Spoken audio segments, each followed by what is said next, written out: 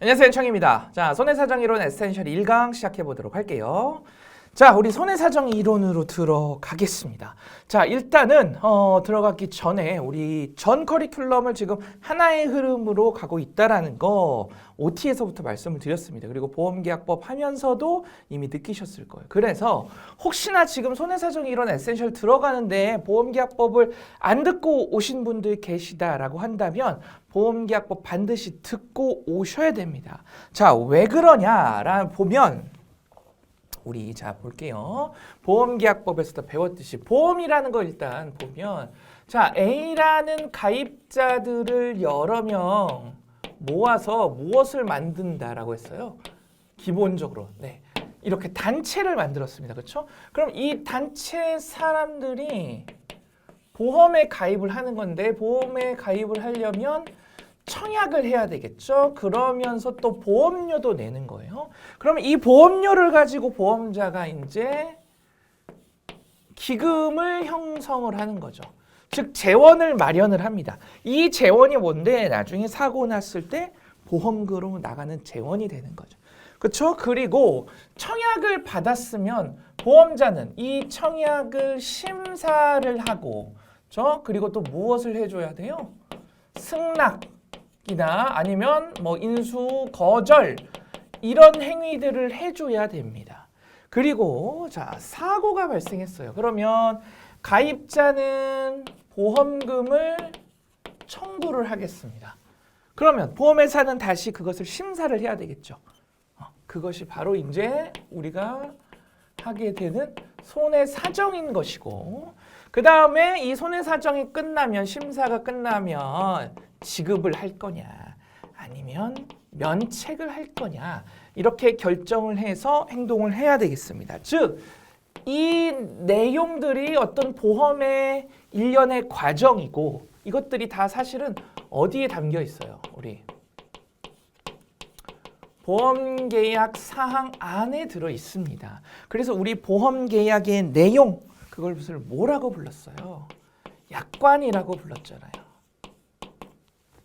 그렇죠? 그리고 이제 여기에 이 과정에서 뭐가 들어갈까요? 그렇죠? 실무적인 얘기가 들어가야 되겠지. 그렇죠? 텍스트로만 이 모든 과정을 해낼 수는 없으니 이 과정에서 실무적인 요소들은 어떻게 해서 진행이 된다라고 하는 것이 2차 시험입니다. 되셨죠? 그렇죠? 그러면 이것의 구체적인 내용들이 2차 시험이라는 거예요. 그럼 이거를 기초로 2차 시험 이런 내용이 진행이 돼야 되겠죠. 뭐를 기초로? 법과 이론을 기초로 해서 이것들이 만들어져야 될 겁니다. 이 과정들은 보험 상품마다 담보마다 다르겠죠.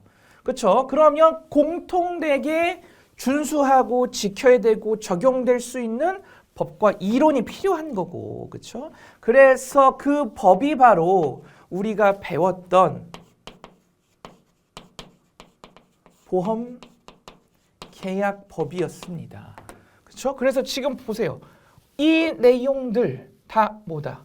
보험계약 사항이다. 약관이다. 요거 단어들 다 우리 보험계약법 하면서 다 했던 겁니다.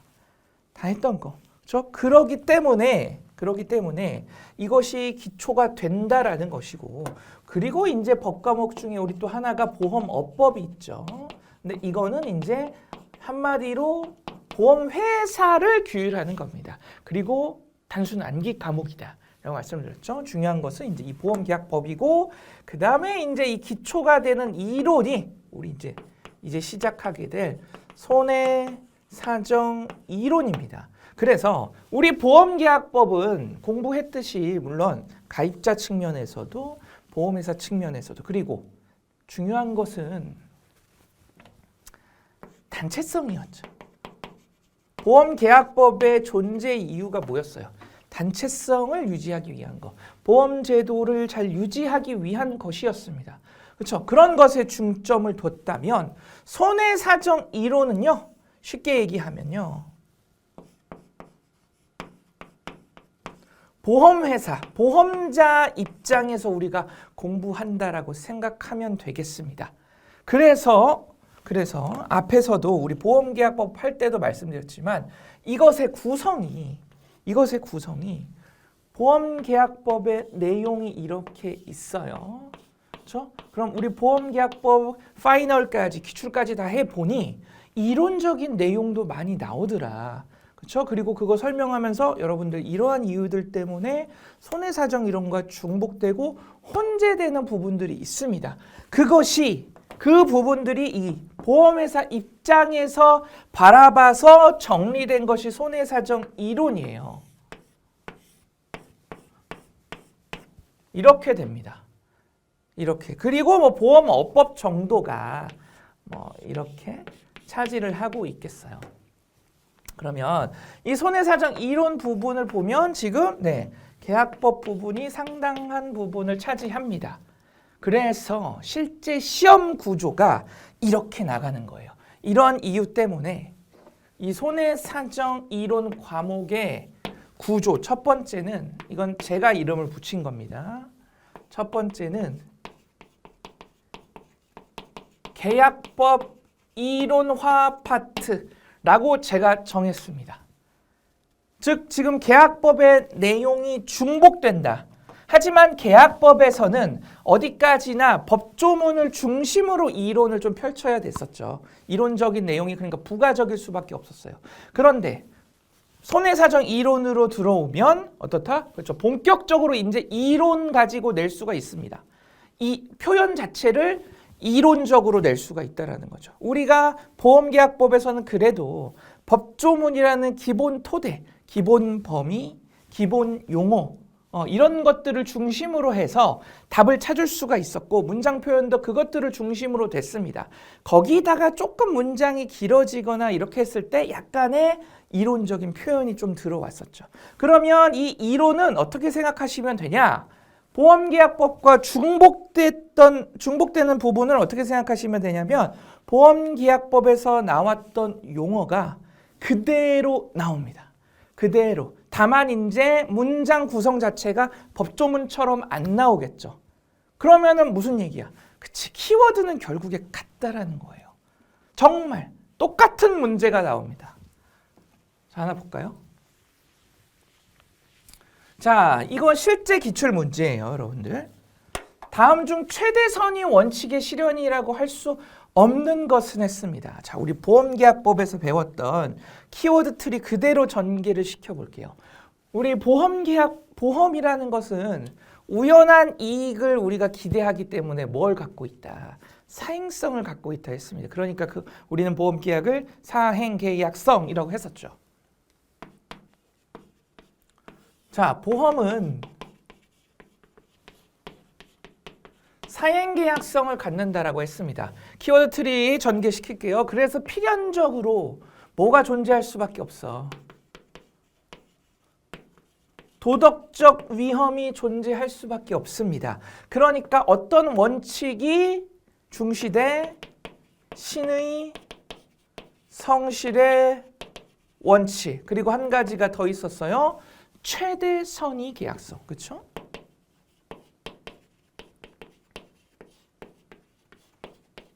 그리고 그렇기 때문에 우리가 배웠던 보험계약법 상법에서는 이러한 도덕적 위험을 방지하기 위한 일명 우리가 이름 붙인 상법 방지 세븐이 있었습니다.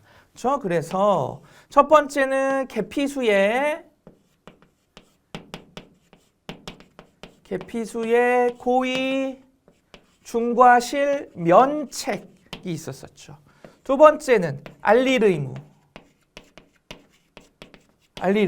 세 번째는 사기, 무효. 더 구체적으로 얘기하면 초과 중복보험의 사기, 무효였었고 네 번째는 손해방지 의무, 그렇죠?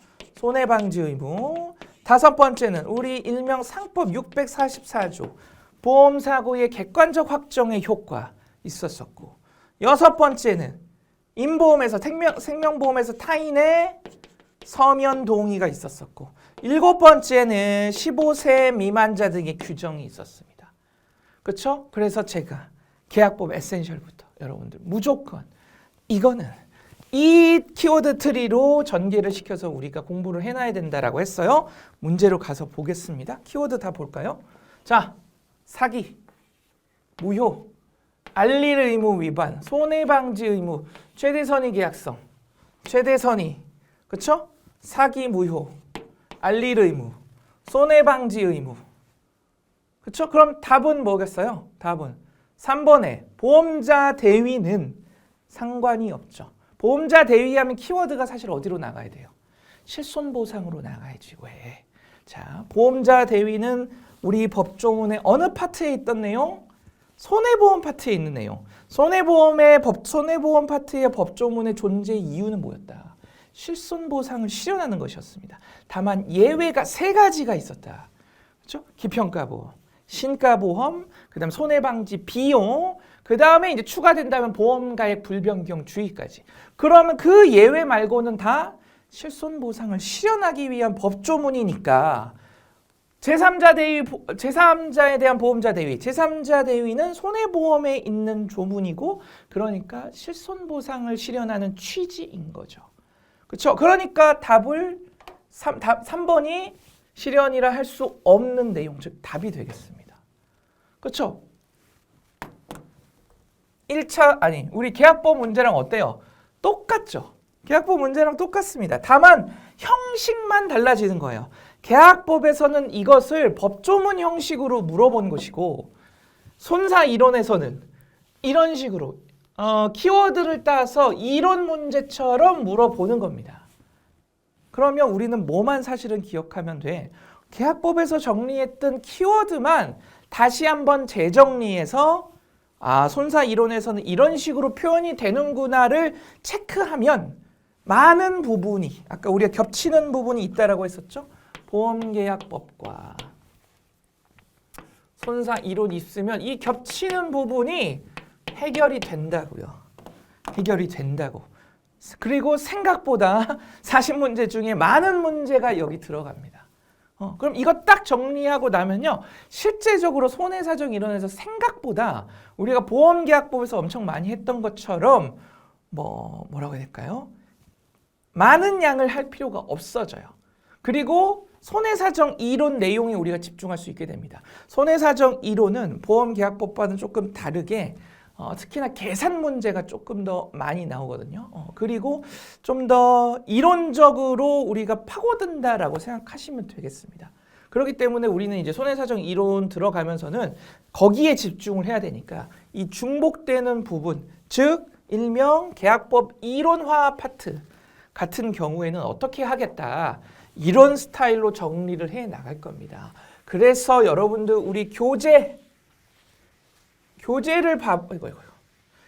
봐보시면 제가 가장 첫 번째 있는 파트에 계약법 이론화 파트라고 해놓고요. 몇 가지 문제들을 실어놨습니다.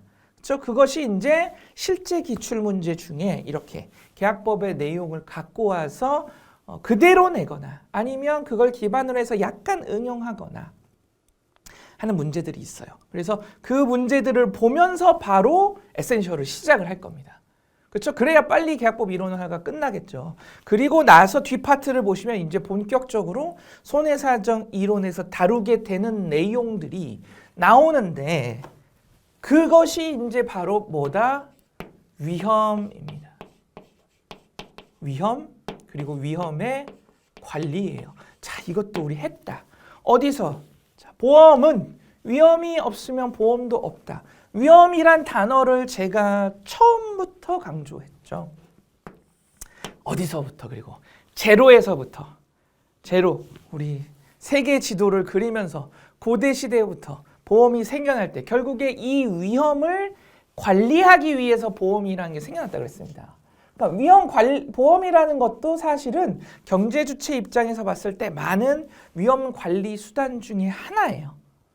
그러한 측면에서 이제 우리는 위험을 바라보는 겁니다.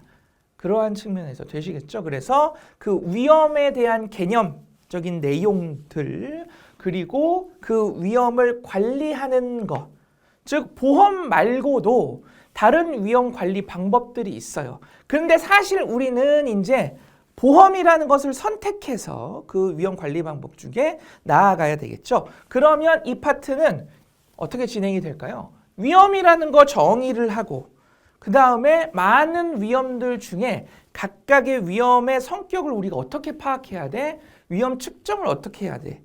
그래서 어떠한 성격들이 있는 것을 우리는 보험에다가 넣어서 관리를 해야 돼? 왜 그렇게 해야 돼? 어떤 방법들이 있는데? 라는 이야기를 이제 쫙 하게 됩니다. 여기서. 되시겠죠? 자, 그리고 세 번째 파트는 자, 손해사정 이론은 보험자 입장에서 이제 접근을 한다라고 했었죠. 그러니까 보험 경영적인 측면, 보험 수리라고도 표현합니다. 그래서 보험료를 계산하거나 그런 부분들이 나와요. 사실 이 파트가 출제되기 시작해서부터는 이것들이 논란이 있었습니다. 우리 자격증이 사실 통합되기 전에는 손사 이론 과목이 2차 문제라고 했었죠. 그렇기 때문에 2차 문제니까 뭐 한 10문제 정도밖에 안 나오고 주관식으로 내고 서술형으로 내고 논술형으로 내고 하니까 진짜 우리 이제 실무적인 그리고 실무와 연계가 되고 그 다음에 이제 진짜 손해사정 관련된 것들을 전문적으로 조금 깊게 물어볼 수가 있었어요. 그런데 이제 이것이 1차로 오니까 문제가 생겼다. 왜? 일단 40문제로 늘어나. 그리고 1차 시험이니까 반드시 이게 절대평가죠. 그러니까 40문제를 마치 옛날에 2차 시험 내듯이 다 어렵게 내는 것이 불가능해요. 그래서도 안 되고 그러다 보니 에센셜한 내용, 매년 나오는 내용, 1, 2년 주기로 나온 내용들이 정해질 수밖에 없고 1차 시험이라는 것이 그런 거니까. 그러다 보니까 어때요? 이제는 이 손사 이론에 다양한 내용들을 넣어야 돼. 그래야 이 40문제가 유지가 됩니다. 지금 우리 보험계약법 파이널 하면서 여러분들 보셨을 거예요. 보험계약법 법조문 자체는 한 5장 반 6장 정도밖에 안 되죠. 그런데 시험이 보험계약법은 1차 40문제인 상태로 지금 50년 가까이로 온 겁니다. 50회 가까이를. 그러니까 얼마나 다양하고 어렵고 그 안에서 이런 것들이 발전을 해오고 문제가 출제가 되고 그걸 경험을 하셨죠. 손사 이론도 사실 이제 그런 과정을 겪고 있는 겁니다. 그러다 보니까 이 파트가 들어왔어요. 사실 이 파트는 손해사정, 그러니까 손해사정이라는 것은 보험금 청구가 들어왔을 때 손해를 사정하고 보험금해서 지급하고 이러한 지급에 관련된 분야인데 이 보험 경영과 수리는 굳이 얘기하자면 보험 계리 부분이죠, 사실은. 그러다 보니까 이것까지를 우리가 왜 해야 되냐라는 것들이 생겼어요.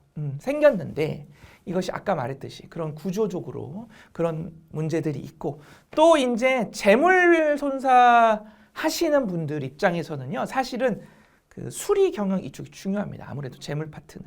그러다 보니까 뺄 수 없고 이러한 이유들이 통틀어져서 이제는 사실 이쪽 비중이 조금씩 올라가고 있어요. 그럼 계산 문제가 나온다는 얘기야.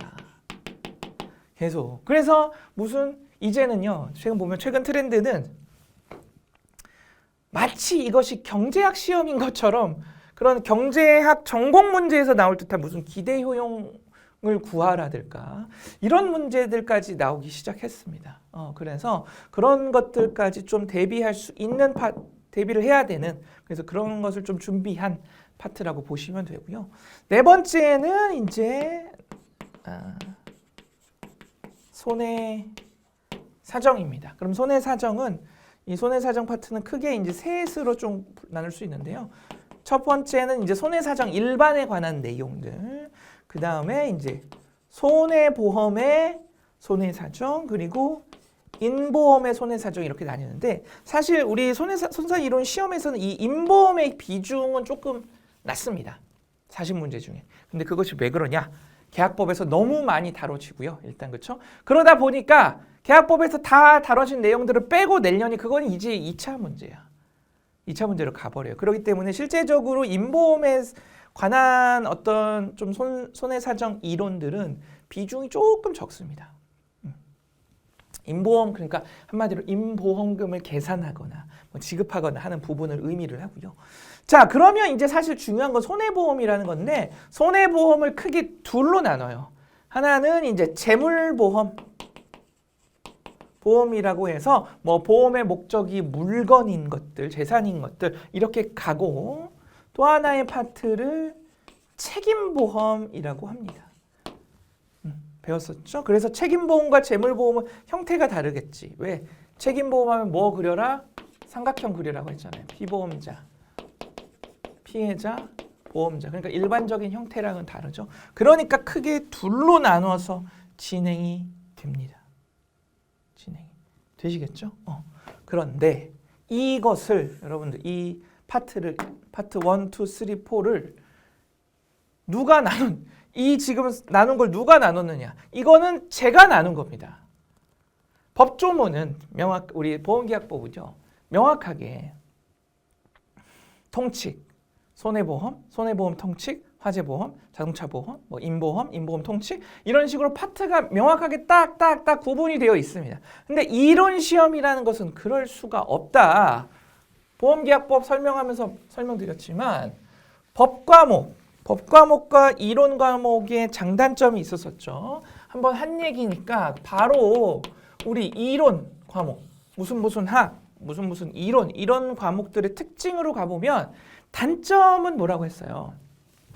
그치, 내용, 범위 이런 것이 절대적인 기준이 없다. 그렇죠? 법조문처럼 용어도 마찬가지지. 그러니까 여기에 대한 범위가 너무 넓어요. 여기에 대한 범위가. 그러니까 이 부분이 사실은 우리나라 같은 경우에 손해사정, 보험과 관련해서 이론적인 것은요. 미국에서 많이 왔습니다. 그리고 뭐 법이라든가 뭐 보험 상품이라든가 이런 것들은 일본에서 많이 왔어요. 그러면 지금 현재 우리가 보고 있는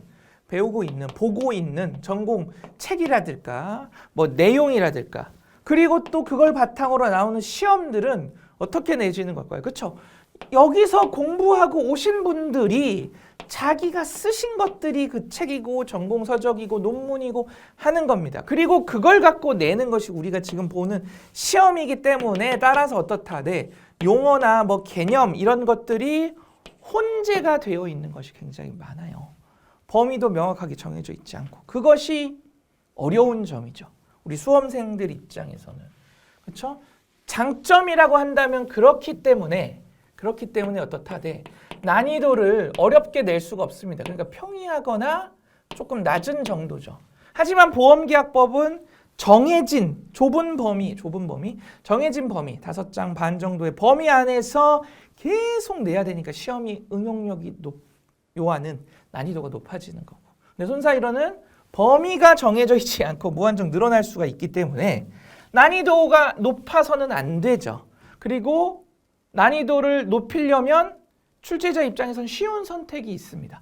범위가 사실 정해져 있지 않으니까 그냥 평소에 내지 않는 범위에서 갖고 오면 돼요. 사실 제가 제일 싫어하는 시험 문제 스타일인데 뭐 그렇게들 출제가 또 많이 되죠.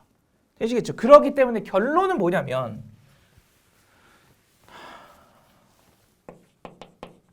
그렇기 때문에 우리는 이 손사 이런 과목을 어떤 전략을 갖고 가져가야 되느냐. 첫 번째는 이것을 이제 방어 과목으로 가져가야 되겠습니다. 방어 과목으로. 이러한 내용들이 있기 때문에 우리가 이것을 고득점 맞기가 힘들다. 그러니까 뭘 하려면야 하겠지. 근데 1차 시험 60점만 맞으면 돼. 절대평가니까 그런 노력을 하는 게 효율성이 너무 떨어집니다. 그 점수를 맞기 위해서 한두 개, 뭐 세네 개를 더 맞기 위해서 하는 노력에 대한 노력 대비 효율성이 너무 떨어져요.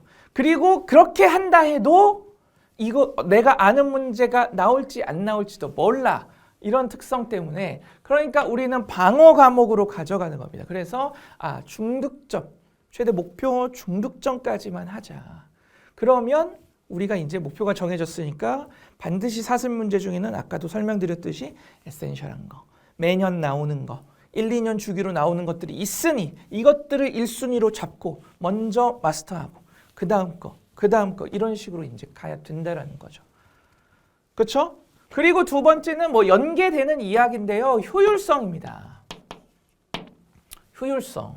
아까 말씀드렸지만 범위가 넓기 때문에 그냥 우리가 임의적으로 뭐 대충 보니까 여기서부터 여기까지 정도 시험에 나오더라. 그래서 이 안에서 그냥 나올 수 있는 것들 다 공부한다라는 것이 효율성이 떨어질 수 있다는 거예요. 이런 목표를 우리는 갖고 하니까.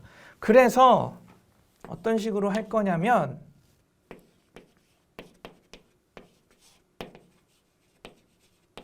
200% 기출 중심으로 할 겁니다. 그러니까 제가 강의를 구성할 때, 자, 우리 보험계약법에서도 했듯이 키워드 트리 방식으로 해서 이제 키워드 정리를 해나갈 건데, 제가 문제는 이거죠. 그래서 내용, 범위와 용어를 200% 기출 중심. 자, 옛날에 손해사정 이론부터 시작해서 나왔던 것들을 제가 다 분석을 해서요. 제가 파트를 이런 식으로 나눕니다. 기출 중심이에요. 다. 무조건. 기출 중심으로 파트를 나누고요. 그러니까 그 파트를 간단화시킨 게 이겁니다. 이해되시겠죠? 제가 이렇게 해서 간단화시킨 게 이거고, 이 안으로 가면 이제 세부적으로 나눌 거예요. 그럼 예를 들어서 뭐 이 안에 파트 중에 하나가 뭐 위험이다.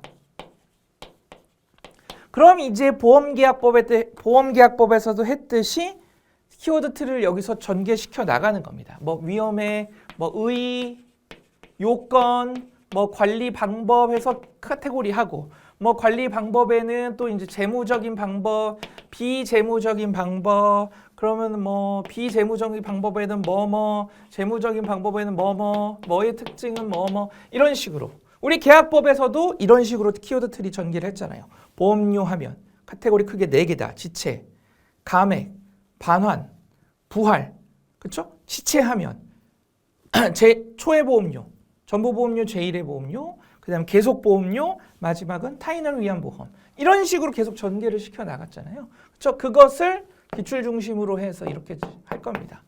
이런 식으로 조금 구성을 했다라는 거. 그리고 역시나 우리 계약법에서 했듯이 에센셜, 드릴, 파이널, 모의고사 스타일로 가고요. 드릴은 똑같이 제가 베이직 드릴과 레벨업 드릴을 준비를 했습니다. 계약법과 같고요. 계약법과 같고 다만 레벨업 드릴에서는 계산 문제를 많이 넣습니다. 계산 문제를. 아무래도 손사이로는 그런 부분에 대한 훈련이 조금 필요해서 계산 문제를 많이 넣고요. 파이널은 역시나 이제 기출 분석. 기출 분석을 통해서 핵심 요약을 한다라는 거였었죠. 그리고 모의고사 보고. 네. 이런 식으로 우리가 진행을 할 겁니다. 공부를 해 나갈 거예요. 네.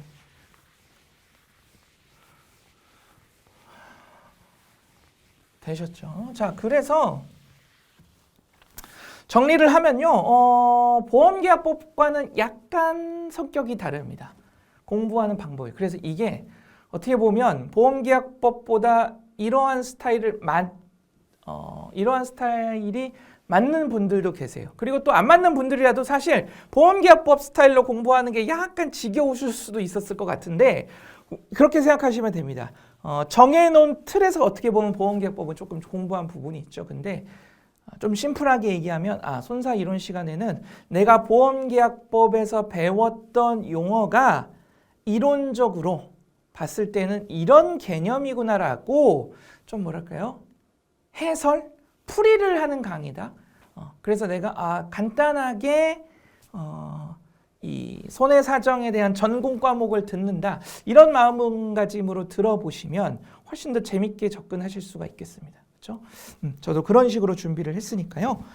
여러분들도 그렇게 생각을 해주시고 같이 진행을 해나가면 좋을 것 같아요. 네, 이번 시간 내용 여기까지고요. 다음 시간에 이어가도록 하겠습니다.